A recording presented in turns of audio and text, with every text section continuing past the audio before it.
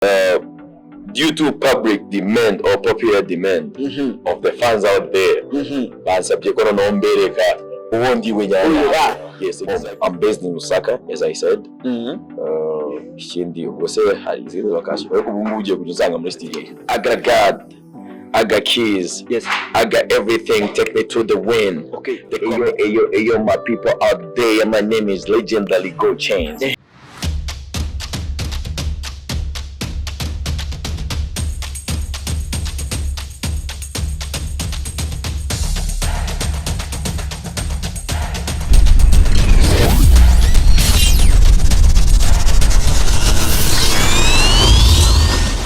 Yes, iyi ni Mega Mind Life TV nkuko bisanzwe twagarutse uyu munsi bisanzwe turi kumwe n'umuhanzi kandi icyamamare muri muzika. Abo tarakora subscribe naka kanya kugira ngo ubikore utarabyibagirwa, kandi niba waranayikoze gukora share biremewe, gukora comment, gukora like biremewe kugira ngo tujye tubana umunsi ku munsi ku biganiro bitwika kuri Mega Mind Life TV. Uyu munsi turi kumwe na Ayo, my people out there, my name is Legendary Go Chains. Yo, boy, I'm your first rapper ever. Yo, let me go like this. I'm who I am, I know that I can. I'm back from hell before I get back. Make a fuss for me, you can never change me. I'm a whole boy, ain't like toy boy. Go change my heart, just go wash my heart. I'm realize my man, bitches my heart. Kumburi so shit nigga. Ni wananya na money guy, ibyo vuga ibyo kora mina kuri mu gihombo. Started for the better now, just a kuri top. You gonna never stop me, I'm the queen of the rap. Okay, yeah, nuko tuje.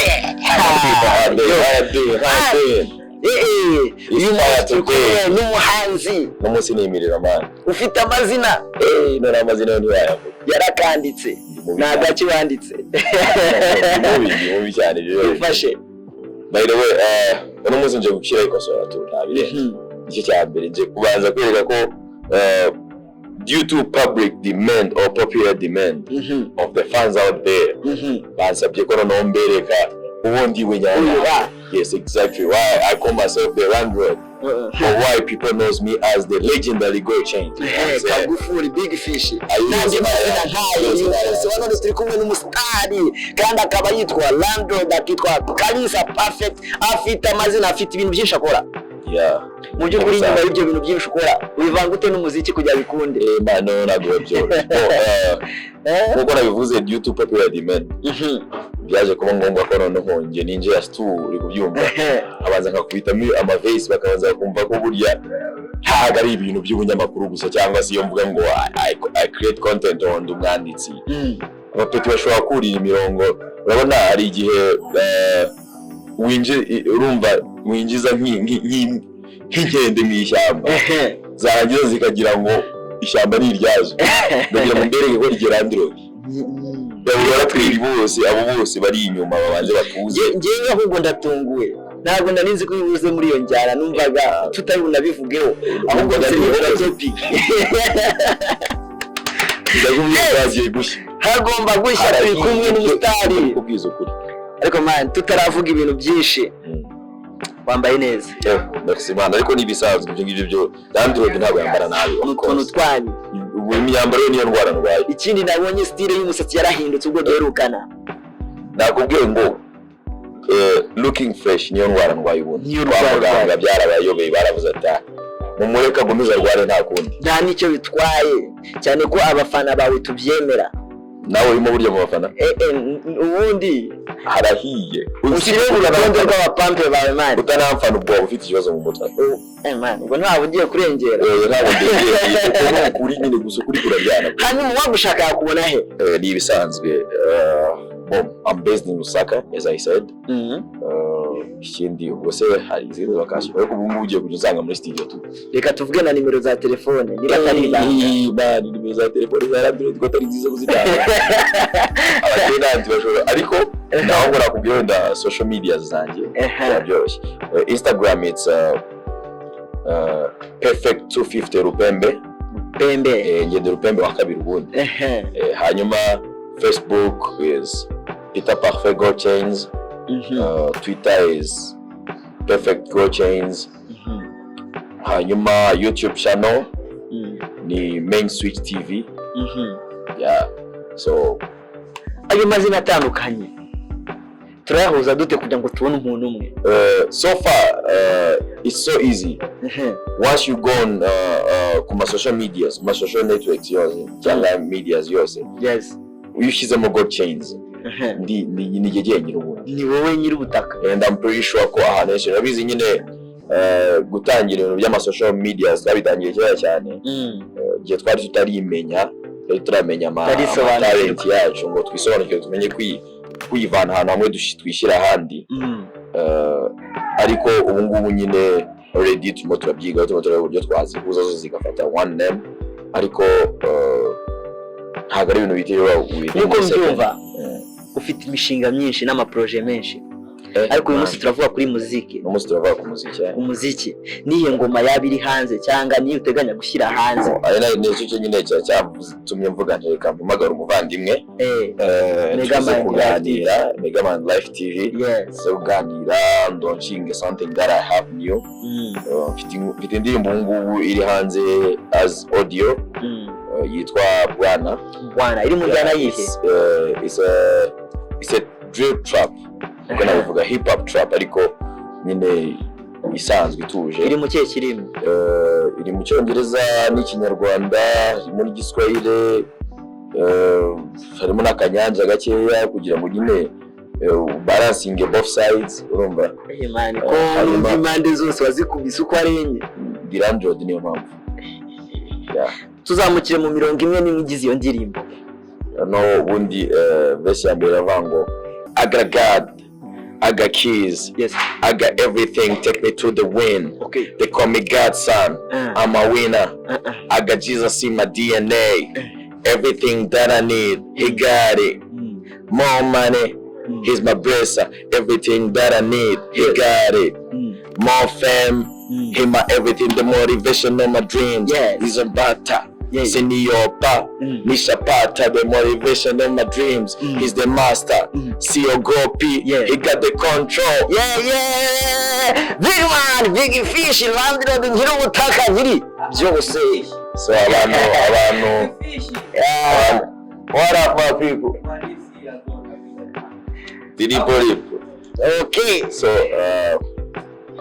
hari abantu batajya bamenya ko gospel ushobora kwishyira muri hip hop. Abandi bamwumvise ko Bwana ni gospel. Yes. So I'm like ndimo ndavuga ko mfite Imana, mfite byose.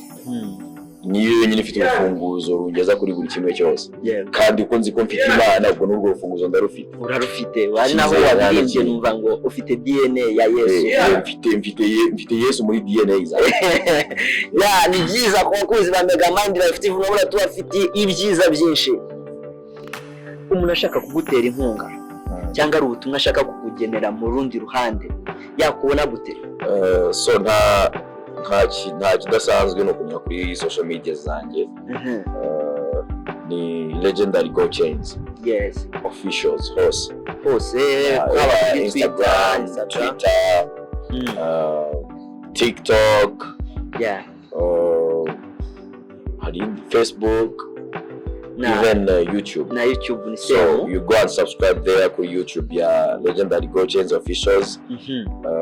Then comment down there, share all the contents.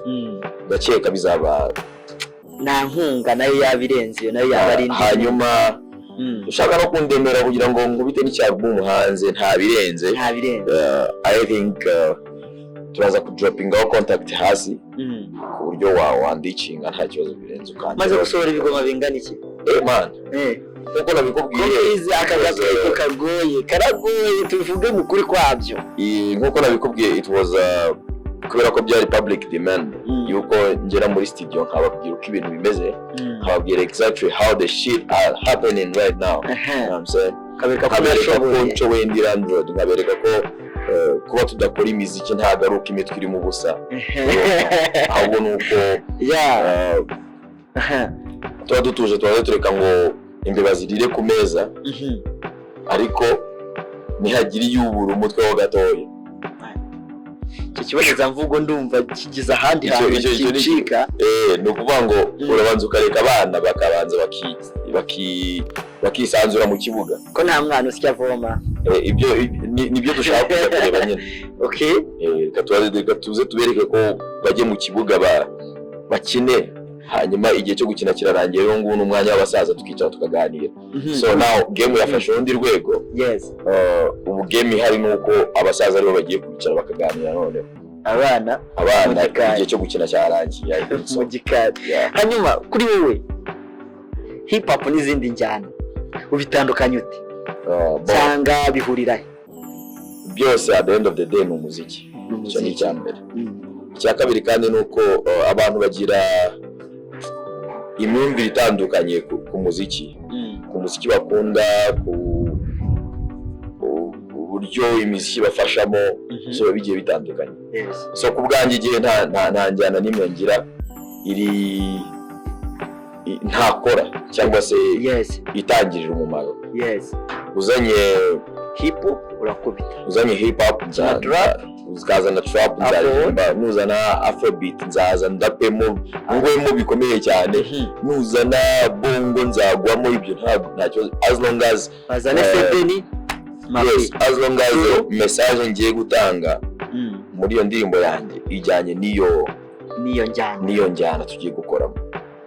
Ubu rero nari mfite impungenge yuko uzaboneka mu njyana imwe ya hip hop. No, ndaje the next song izaba yitwa Too Much. Muzayumva nayo ifite indi njyana itandukanye. Ntabwo ari hip hop, ni dance. Abakunzi ba Kalisa Perfect kandi Landlord rwangombwa Rupembe, ushatse unyite Landlord, ushatse unyite amazina yose, legendary Go Chains, ibyo wifuza. Wibuke ko ndi umwe muri cya gihugu cy'impumyi wavutse ufite amaso abiri. Ibyo bintu byumva umwe rudori mu gihugu cy'impumyi bajyaga baca umugani ngo mu gihugu cy'impumyi ufite ijisho rimwe arayobora. None rero ubu gahunda ukuntu zimeze uri kubyumva, ubundi baravuga ngo nta rugo utakigira umuraperi, nta rugo rudafite umuraperi, ariko bose biyita abami, ariko ubwami bwabo burangirira ku mbuga z'ingo zabo. Barekerera abami tuze mutware muri cya gihugu cy'impumyi havutse mufite amaso abiri, ubwirwa yigenge udafite ubumuga bwo kuruvuga ararapa bamuha urubuga. Ariko se mu by'ukuri koko urarapa ongera usubiremo ako kanya ugira udafite ubumuga bwo kuvuga ararapa. Hari ukuntu bivuze ibyo nashaka. Ariko se koko urarapa cyangwa urarapa? So muze mutwiyereke muduhe itandukanirizo. Mu gusoza iki kiganiro tudatinze, wagira icyo ugenera ku abakunzi bawe, ubutumwa bagenera tugasoza iki kiganiro? Ku bakunzi banjye rero cyambere nababwira nuko nibwo tugitangira kandi biracyaza. Icya kabiri nuko umwanya w'imikino wararangiye bana. Muze reka tubahereze imiziki mwumve bana, reka tubahereze imiziki urumva whatever you want, buri kimwe cyose mwifuza mu muziki, that's what we are bringing right now. Ubyumva ndahamya neza ko legendary Go Chains ntago ndi jyenyine, hari team nini cyane. What I have to tell you is it's gonna be fire, you know what I'm saying? Fire dede karabaye, ubwo ntago bajya bavuga ngo karabaye starting from today, karabaye mugiye kumenya ibyo ari byo. Natwe tubari inyuma nka Mega Mind Life TV ngo tubashyigikire mu buryo bwose bushoboka, ibiganiro byanyu, indirimbo zanyu tuzigeze henshi hashoboka. Nyuma y'iki kiganiro nyine akarinki nibaza kukabonaho kajyanye na hasi barahita babona akarinki, icyo bakora bo ni ukugasharinga. Kandi shout out to Mega Mind Life TV kabisa. You are doing the best man. Nicyo babwira abakunzi bacu, icya mbere cyo nuko nimba utarakora subscribe hano hantu, mbese niba kiri mu mutuku amenye ko kandi kubera ko you can't get an update from me. Nta update nimwe wabona zivuye kuri jewe, zindeba zireba abandi bahanzi, zireba what is happening to the world utanyuze kuri Mega Mind Live TV. So man, nimba ukibona umutuku hasi ya video bana ufite ikibazo, afite ikibazo technique mentale byose. Kora subscribe nurangiza uringinge n'akabell kugira ngo notification iza uhite uyibona direct we mu bambere barebe icyo kiganiro. Utaza kubwirwa inkuru na mugenzi wawe muhuriye ahantu muri gufata kamwe cyangwa se muri kunywa gacyayi, byakugora kumvikana kuko buri wese aba afite amakuru atandukanye na mugenzi we. Yarere no waririje. So reka tubwire abakunzi ba Mega Mind Live TV ko ibiganiro nk'ibi bya entertainment nawe ubutaha kandi ntimuzacikwe cyangwa ngo mukererwe. Nejo mu gitondo muzasanga ikiganiro bakora cyane. Nejo bundi turahari, ntabwo dufite gucika intege kuko tuzi icyo bita imbaraga zitwa guhozaho, cyane ko igitonyanga gito buri buye atari imbaraga nyinshi gikoresheje ahubwo ari guhozaho. Nawe ubutaha urabakunda cyane. Bye. Ciao.